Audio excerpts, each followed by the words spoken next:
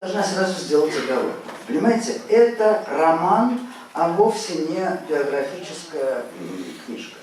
Поэтому то, что я знаю о своих предках, о бабушке с дедушкой, это фрагментарно. Есть очень многие вещи, о которых я не знала, и более того, я упустила время, когда могла узнать. Все их сверстники, к тому времени, когда мне это стало очень интересным, они же к этому времени все умерли. Поэтому было очень много дыр. Il faut tout de suite apporter une précision, c'est un roman. Donc il y a beaucoup de choses que je ne connais pas sur mes grands-parents et malheureusement je n'avais pas la possibilité de remplir, de combler ces lacunes puisque au moment où j'ai commencé à m'y intéresser, tout l'entourage, tous ceux qui avaient connu mes grands-parents étaient déjà décédés. Я никогда не была театральным художником. Нора — это не я, но весьма близкое мне существо. Donc, je n'ai jamais été peintre de théâtre, théâtral. Nora, ce n'est pas moi, mais c'est quelqu'un qui m'est très proche. Очень многое в этой книге придумано именно в той области белых для меня пятен. Почему я взяла другую фамилию, почему героя фамилия Осетский, а вовсе не Улицкий. Вот. Это та причина, что в книжке очень много чего придумано. Il y a beaucoup de choses, il y a beaucoup de fiction dans ce livre, et justement cette fiction correspond surtout à ces lacunes que je ne pouvais pas combler. Par exemple, le personnage de ce livre s'appelle Ossetski et pas Ulitsky, puisqu'il y a beaucoup de fiction. И даже письма моих бабушки и дедушки, которые в основном я не трогала, отбирала их, но иногда мне приходилось немножко их так подгибать под нужный мне сюжет. Так что я к ним прикасалась тоже писать из первой. Il y a les lettres que j'ai essayé de ne pas trop toucher, donc, mais même ces lettres, parfois, je les ai arrangées avec ma main d'écrivain. Je dois reconnaître cela.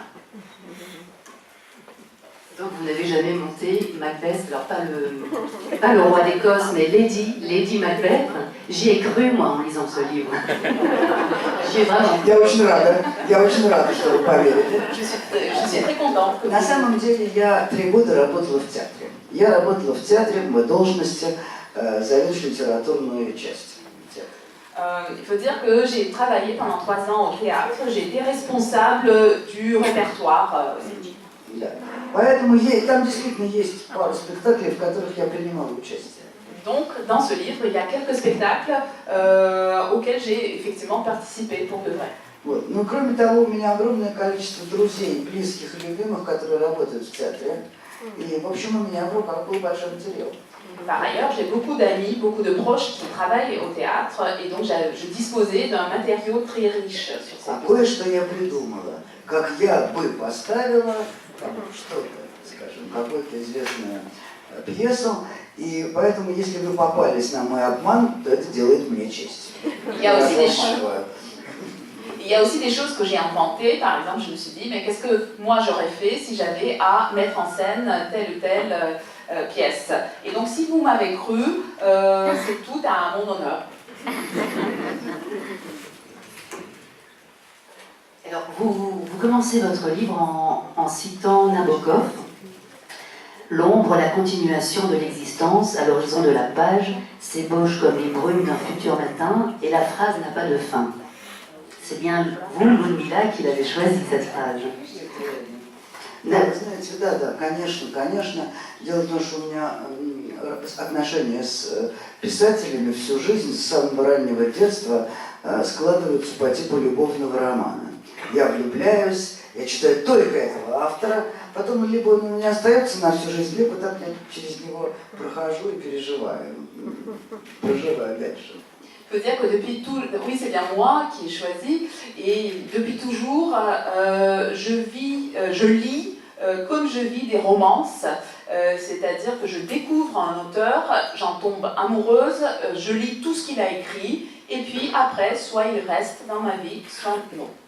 И поэтому, когда Набоков в начале 60-х, в 63-м, 64-м году попал мне первый раз в руки, это было абсолютное потрясение. Donc c'est ainsi, quand j'ai découvert Nabokov vers 1963-64, ça a été un immense bouleversement. Я поклонник великой русской литературы. И я очень несправедливо во времена моей молодости относилась к советской.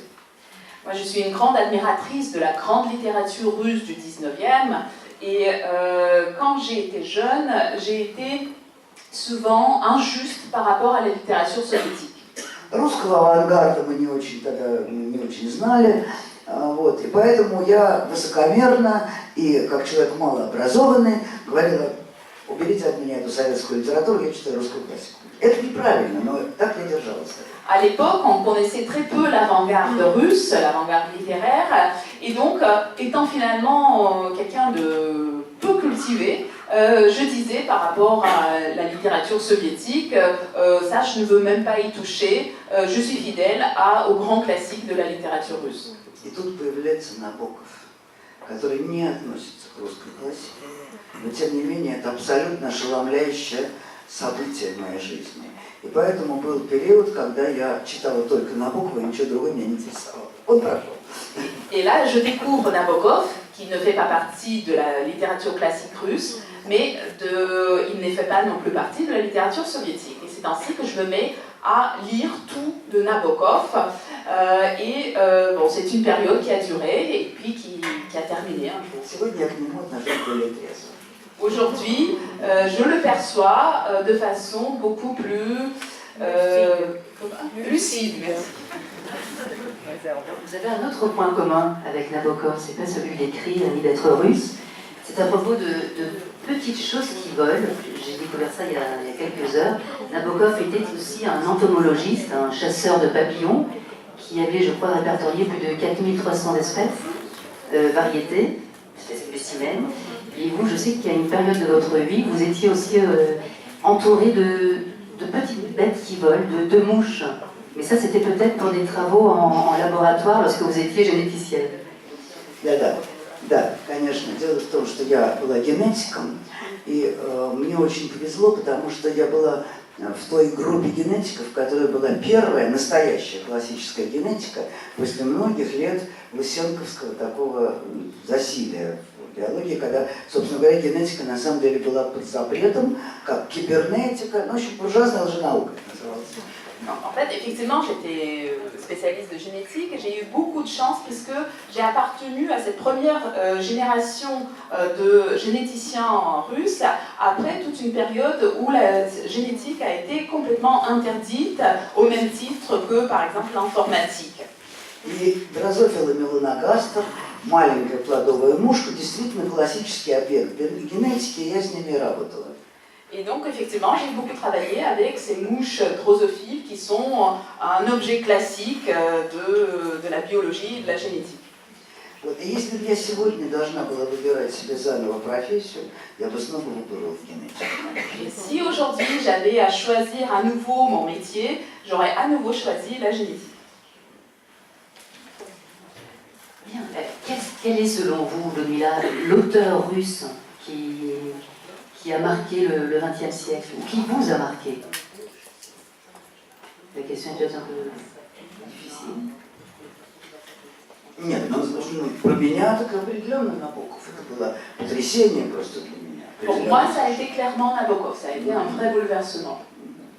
Потом появился очень с маленьким перерывом Платонов. Puis, avec très peu de temps après, j'ai découvert Platonov. И это было очень интересно, потому что, понимаете, это как два пограничных столба в литературе. Набоков и Платонов, они в каком-то смысле вот, ограничивают пространство русской литературы справа и слева. C'est très intéressant parce qu'en fait, Platonov et Nabokov, ce sont comme deux bornes qui délimitent l'espace de la littérature russe. Ну, вообще-то я обожаю пушкинскую прозу. Обожаю, для меня «Капитанская дочка» всю жизнь лучшее лекарство от депрессии, головной боли, чего угодно. Потому что когда плохо, то открываешь «Капитанскую дочку», она имеет очень целительное на меня воздействие. Sinon, j'adore la prose de Pouchkine. Depuis toujours, La fille de capitaine, c'est vraiment comme un grand remède pour moi. Quand rien ne va, j'ouvre ce livre et ça me guérit. Je vais juste lire un extrait que Jacob, votre grand-père, a écrit à propos de ses occupations littéraires. Une lettre qu'il adresse à Maroussia en octobre 1934. Il résume sa journée et sa semaine. Voici ce que j'ai lu ces 3 ou 4 dernières semaines. Eddington, La théorie de la relativité et des quanta, un ouvrage de physique. En fait, j'en ai fait le résumé. Klowski, sur la théorie de la prose, j'en ai aussi fait un résumé. Sobolev, Rénovation complète, un roman. Kataïev, allez, temps en avant. Des articles aussi sur l'élevage des animaux dans les revues. Enfin là, j'ai abandonné. Un recueil de poèmes de Brioussov. Ah oui, aussi plusieurs numéros de la revue sur le front de la science, de la technique. C'est Sacha, le mari de ma sœur, Raya, qui m'a envoyé Eddington, ce dont je lui suis très reconnaissant. Un livre époustouflant. On le grignote comme une graine de pavot bien dure. Alors je n'ai pas tout compris, mais ce que j'ai compris m'a enthousiasmé et stupéfié. C'est impossible à raconter en 2 mots. Il est difficile de caractériser avec précision la témérité des penseurs physiciens, Einstein, Dirac et tous les autres. En fait, c'est votre grand-père. Я готова заплакать даже сейчас. Je suis prête à pleurer, même aujourd'hui.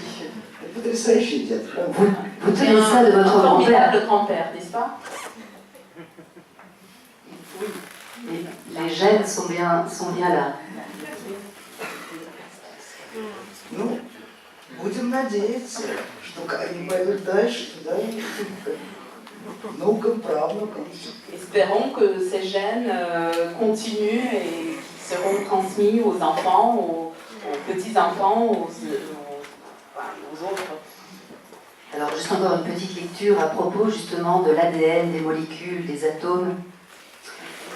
Grisha, donc les personnages de votre roman, Grisha et Vita se retrouvent à Moscou et parlent de l'ADN. Grisha poursuit. Le meilleur ordinateur que le créateur ait créé, c'est la cellule vivante. On ne peut pas faire mieux. Vita lui répond.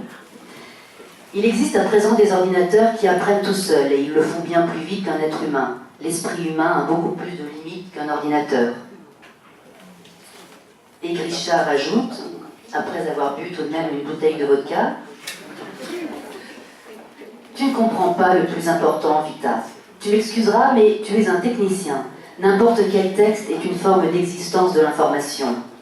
Il faut comprendre la vie sur Terre comme un texte divin qui n'est pas écrit par nous. Le Créateur, c'est de l'information. L'Esprit de Dieu, c'est de l'information. L'âme humaine, c'est un fragment d'information. Le moi est un fragment aussi d'information. La vie n'est pas le mode d'existence des substances protéiques comme l'avait imaginé Engels, mais la mode d'existence de l'information. Les protéines se dénaturent, mais l'information, elle, est indestructible. La mort n'existe pas. Non, la mort n'existe pas. L'information est immortelle. Seulement, avec votre lutte pour la vitesse à vous, les Américains, le monde finira par appartenir à tous ceux qui auront des ordinateurs les plus rapides. À l'intérieur de cette course, il y a l'instinct de consommation et d'autodestruction. L'humanité d'aujourd'hui ne peut pas se réfréner. Elle aspire à la domination, elle aspire aux guerres, elle veut tout bouffer. L'Amérique, comme la Russie, comme la Chine, on fait fausse route.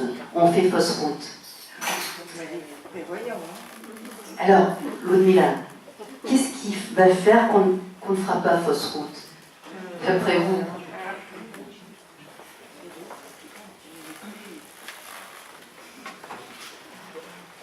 Есть такой английский астроном и специалист по Вселенной, по космосу. Наверное, человек, который знает, понимает больше, чем кто бы ни был. Другой такой Мартин Рис.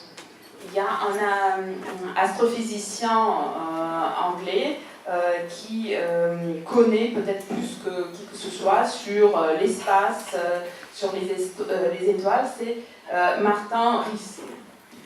Лет 15 тому назад, сейчас могу перепутать с годами, он написал книжку, в которой он обосновывал, почему человечество в середине 21 века погибнет неизбежно. Il y a une quinzaine